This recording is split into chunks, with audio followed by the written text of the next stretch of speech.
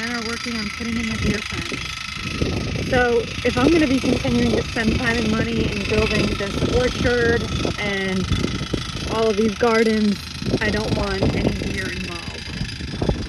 We got our spectators, of course, Baby and Jonah keeping an eye on everything.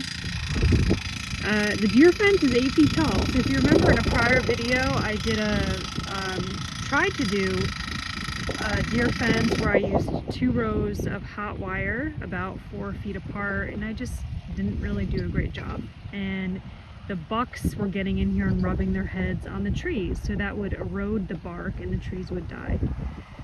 This certainly is a big splurge to get this whole area fenced in. These are 12-foot tall wooden posts. 4 feet are in the bottom. They're pressure treated. But like I said, you know, my attitude here is do it right the first time and don't have to do it again. So it's for sure a splurge to get this fence done, but I just want to protect all of my effort and everything I'm doing in the garden area. What do you think, guys? What do you think? So as you can tell, very windy day. And that's what they're using to put in the T-posts in between the wood posts. Can't remember if I mentioned this or not, but those are 10-foot tall T-posts.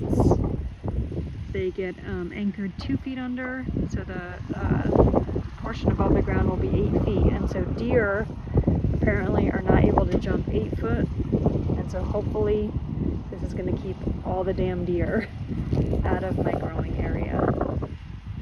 They're doing a great job. That's Nathan Williams and his son Lane with Williams Fence, and they're in College Grove, Tennessee.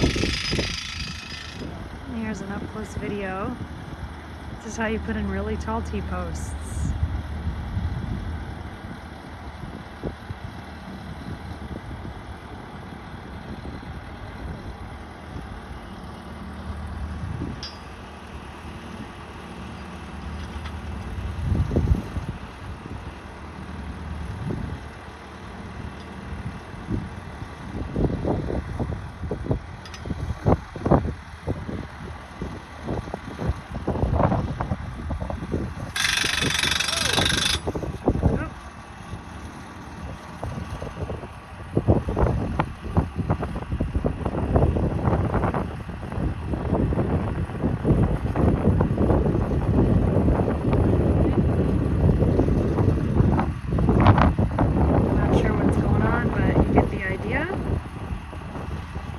Still got a pretty good amount to do, but they've made incredible progress in the last couple days.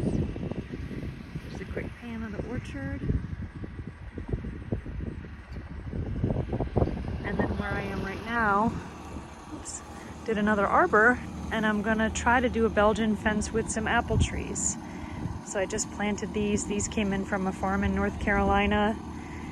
They're old school heirloom varieties on a dwarf rootstock planted 18 inches apart. So the idea is when this is done, in a couple years you'll walk through this arbor and it'll basically be like a tunnel with apple trees being the lattice fence.